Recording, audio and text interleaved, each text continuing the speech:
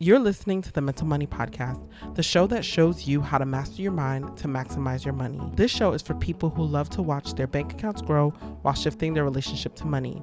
Without further ado, let's get these insider insights from today's leading expert.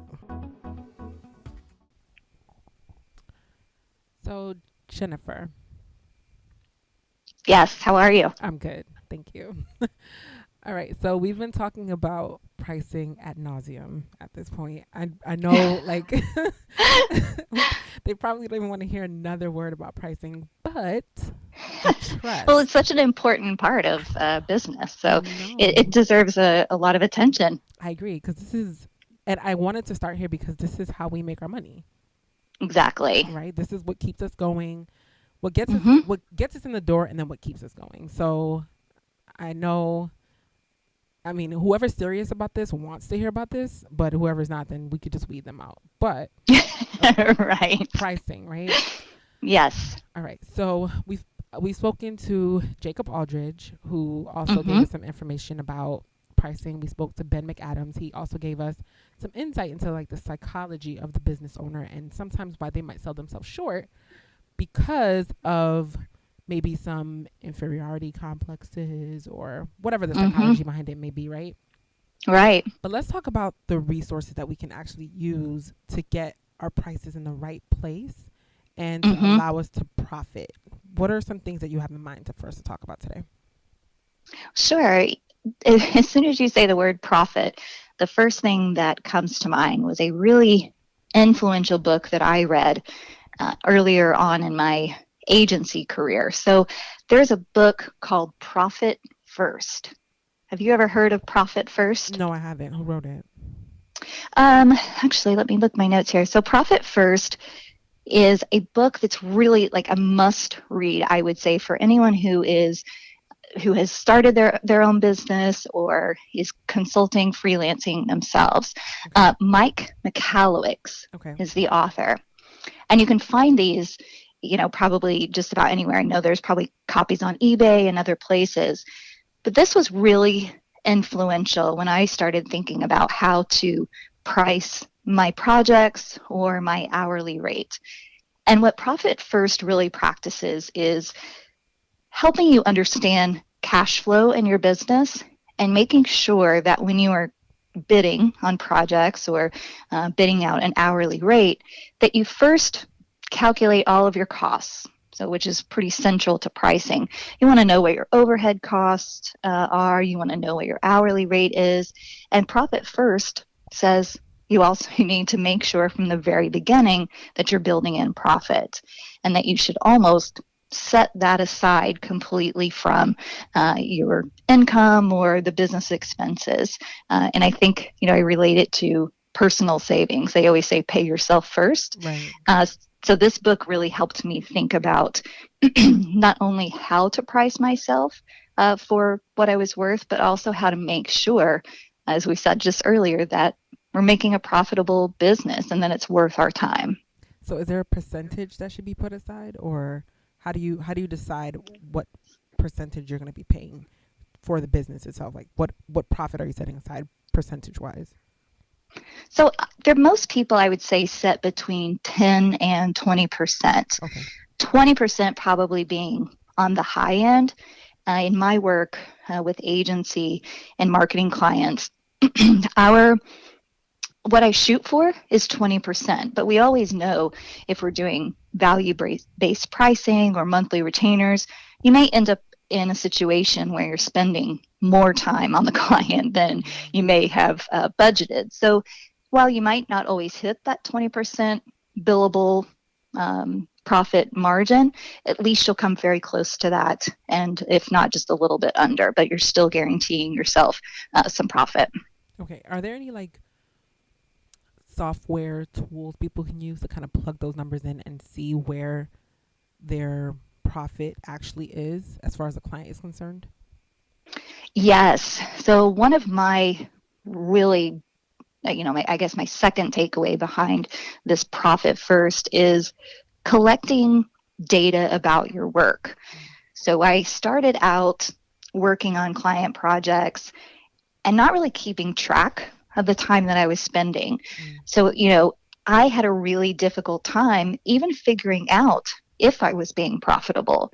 So when I would go to bid on new projects, I didn't have any data to see what my estimate was for the number of hours that a branding strategy took or a marketing strategy.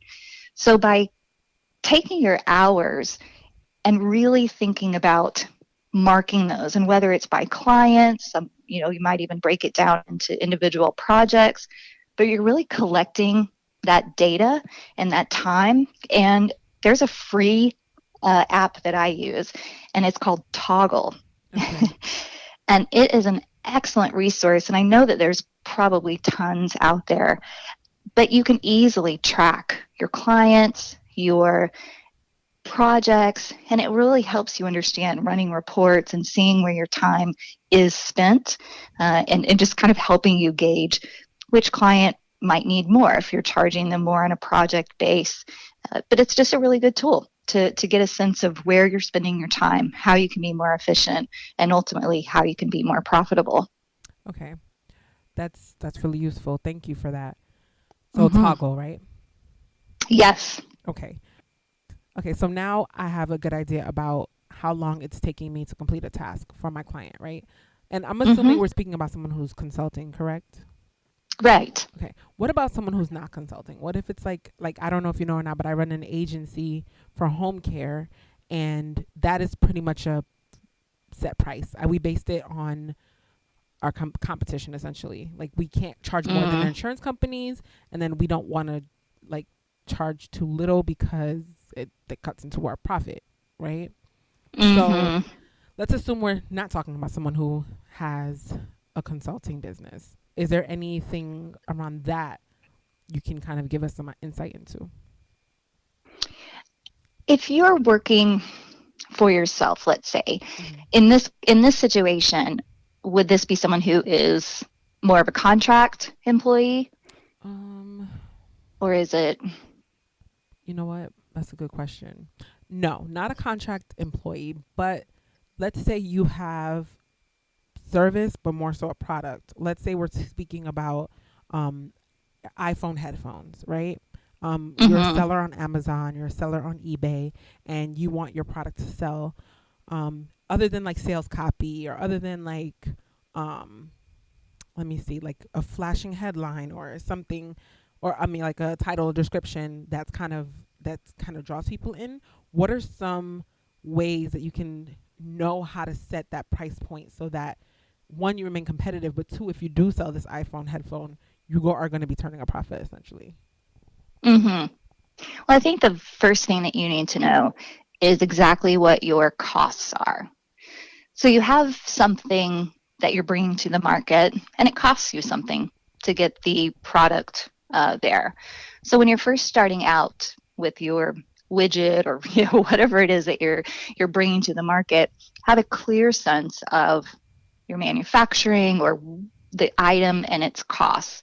And then you'll want to build in knowledge of what you're spending on overhead costs. So with marketing, or if you have office space or other people who are on your staff, you need to make sure that you understand the costs of all of that. And I think that's one issue that small business owners can fall victim to, is not really knowing their numbers, because we're so focused on growing the business or building more products, or all the different things that pull you in the other direction as an owner. And so really having a clear understanding of your own costs can help you price. And that's really thinking about, what is the market value for what you're bringing? So if it costs you $3, can you sell it for 3 times that? Can you sell it for 4 times? Who are your competitors? Doing a competitive analysis and figuring out what the market will bear. And if you're bringing value to your clients, as you get into some of the higher end, I think when we're looking at consulting or marketing agencies, you have some people who will compete on cost, and you have some people who admit, hey, we're not the cheapest out there, but we're going to bring you value. And we talk a lot to companies who were kind of burned, when they worked with a smaller marketing agency. And so we kind of go back and we have to fix that. So you have to be able to create value, whether you are an agency owner, a freelance person, or you're selling products. And the more that you can create that desire, that want from the market and the value, the more that you'll be able to charge for that. Okay. So I read somewhere recently, right? I can't say where because my memory is shot. But I just remember I read it somewhere like in passing. And I remember it was saying like you can take 2 t-shirts or you can take a plain cardboard, like styrofoam cup, and then put a Starbucks logo on it. And then you can put like Cumberland Farms logo on it. And the Starbucks cup you can upsell, and it's the same coffee in the cup essentially. But you Right. can upsell it for like $1 to $2 more because of, I guess, good branding. I have to Yes. guess, right? So how are companies getting away with this?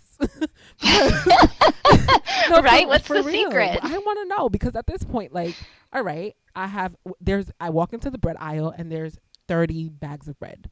Some charge Mhm. $1 for it, others charge $4.99 for it. Right. Other than the perceived value, right? How am I getting away with charging maybe a little bit more than the competition and still remaining competitive and drawing people into buying my product? Right. Well, I think about Apple and I think about their products and the things that they bring to the market.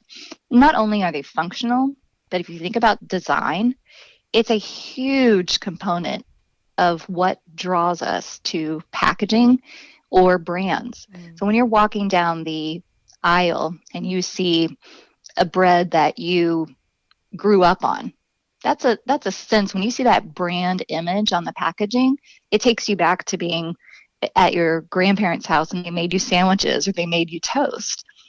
And as you're walking down that same aisle, you may see some brand new, something that really catches your eye. And maybe it's an artisanal bread with organic ingredients and lots of grains. And if you see that, that might be something that catches your eye and says, hey, that looks like something new and I'd like to try it. So the branding, when you're looking at products in particular, is really key for creating that emotional response. And when you look at brands that are well known, like a Starbucks, who can upsell their coffee $1 or $2, you know that when you see that Starbucks logo, it means something about that cup of coffee to you. So you've had Starbucks coffee quite a few times, and you know that it's going to taste good, that it's reliable. And so you're not really taking a risk on an unknown brand. So in the consulting world, you have to build that same brand awareness, and it can certainly be more difficult starting out with none, but it is important to think about how your brand, how your design comes across to potential clients. Okay. So can I start a bread company and then like charge $30 for a slice for That's a serious question. I'm being so serious right now. Because well, if you figure that out, sign me up. Wow. You know, right? Let's do this together. I'm sure we could do it. But honestly, like I want to know, like, so essentially what you're telling me is, other than the prices that you choose, you should work the branding and design into your prices as well. Is that what I'm understanding? Absolutely. Okay, so good packaging is a good thing. Is like an important element. Yes, absolutely. We're all visual. We're all visual learners, and we walk down that aisle and we look at the grocery store, and it's the same reason that infographics are popular now, for ways to communicate information to people. Right. And many of us are visual learners, and walking down the bread aisle, how many people, there's hundreds probably of loaves on the shelf, and a number of different brands and varieties. So if you can't stand out with a brand that's been around for 40, 50 years, then you have to work even harder to get people to see your brand, to notice it, and take a chance on you. Right. Okay, maybe not bread then. We got to figure something else out. Okay, so what other resources would you advise like novice entrepreneurs to kind of pursue to get this out of the way? Like, I know it's important, but as far as remaining competitive and setting your prices so that not only is it attractive to your bottom line, but it's also attractive to your consumer. What are you advising?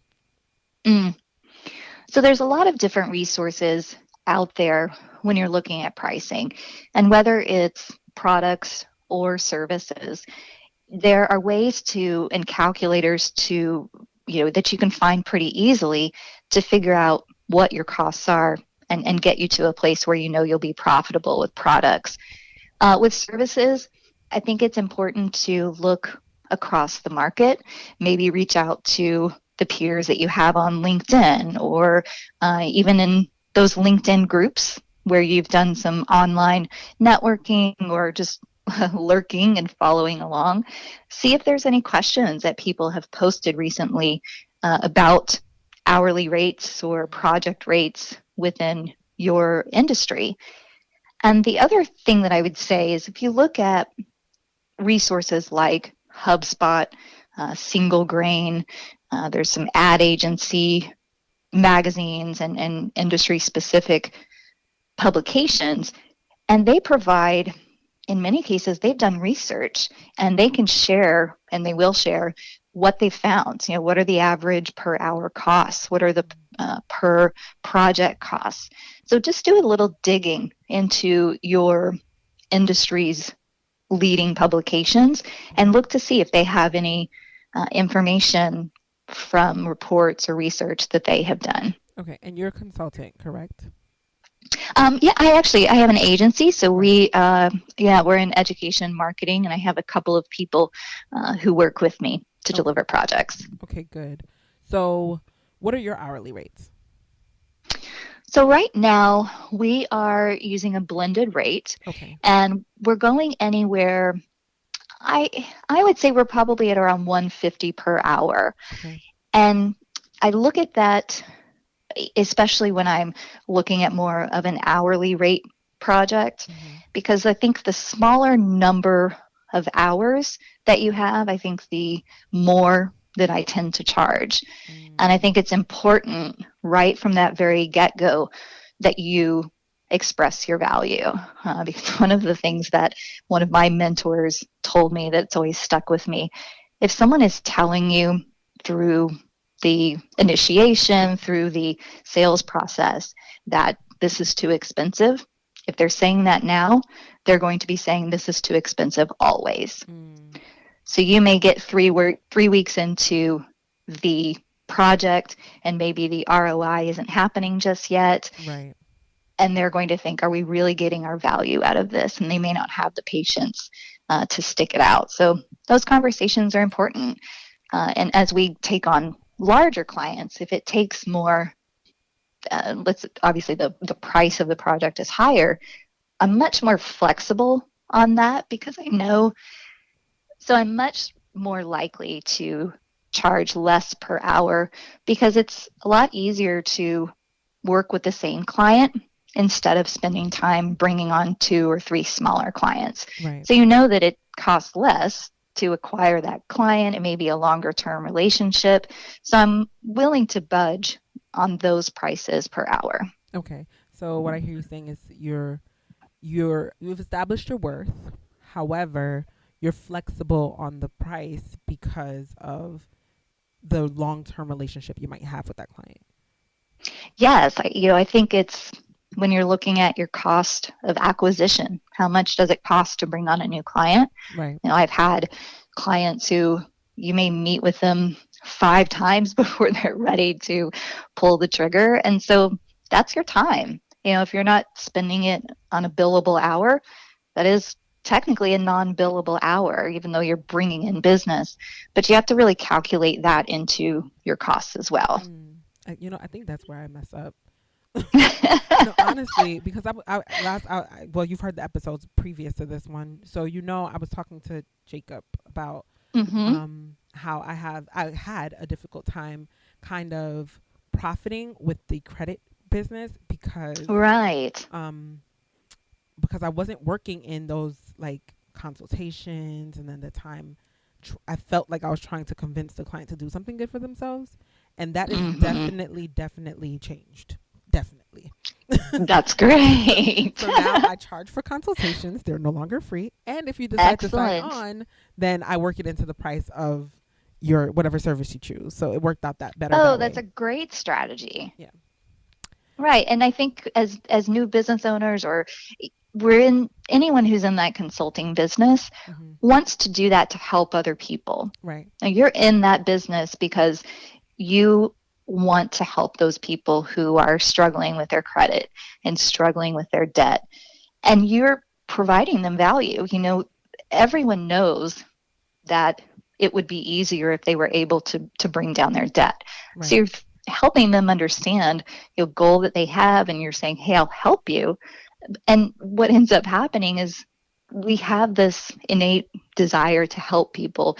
So you get on the phone and you're having that consultation and you start helping them. And so it's this fine balance of how much can I share with them so that they understand that I'm knowledgeable, and how much do I hold back so I'm not giving away my secret sauce or my intellectual property. So that's a tightrope to walk, and I wish I could say that I had it all figured out, but I can say I've gotten better. Jennifer, talk to my soul. Because I as a immature business owner, I'd just be like, yeah, you know, and you do this and we'll do this and then that and then and then this is where we'll get, and then like they'll come to me 6 months later, literally having applied what I told them 6 months previously. Oh, wow. And then they were in a much better place, right? Because the information was valuable. However, exactly. I didn't get paid for it. Exactly. And then they're like stuck now, so they're trying to come to me again, and they're like, well, okay, what's next? And I'm like, well, pay me. You know? So, exactly. So yeah, I totally and that's understand. In a service business, that's one thing that I have had, and you know, you mentioned earlier on in some of the other episodes, this idea of kind of being an imposter and, you know, feeling like, do I really know? Am I really on par with my competitors?